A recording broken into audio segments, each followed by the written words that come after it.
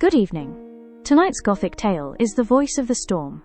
The old lighthouse stood sentinel against the raging sea, its beam cutting through the tempest like a desperate plea.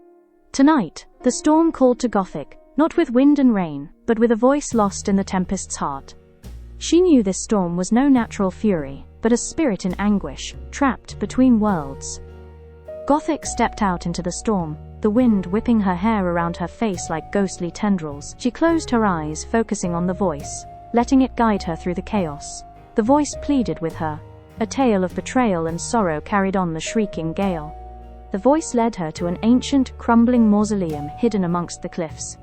The storm voice seemed strongest here, the air thick with sorrow, and the scent of forgotten memories. This was the heart of the storm's pain, the source of its unending grief.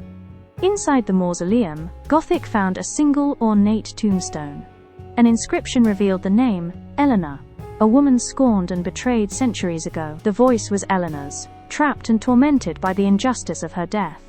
Gothic closed her eyes, reaching out to Eleanor's tormented spirit. She spoke words of comfort and understanding, offering solace to the centuries-old pain. The storm raged on, but now there was a flicker of hope in the tempest's heart.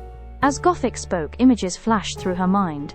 Eleanor's life, her love, and the cruel betrayal that led to her death. Gothic felt Eleanor's pain as if it were her own, the weight of centuries of sorrow pressing down on her. Gothic helped Eleanor relive her memories, allowing her to finally face the injustice of her fate. With each shared moment, the storm began to subside, the wind losing its fury, and the rain softening to a gentle drizzle. Eleanor's spirit began to glow with a gentle, ethereal light, her sorrows slowly transforming into acceptance. She turned to Gothic, a look of gratitude in her eyes, and spoke a single word, "Thank you." With a final, heartfelt smile, Eleanor's spirit began to fade, ascending into the night sky like a wisp of moonlight. The storm was gone, replaced by a quiet calm, and the lighthouse beam shone clear and strong.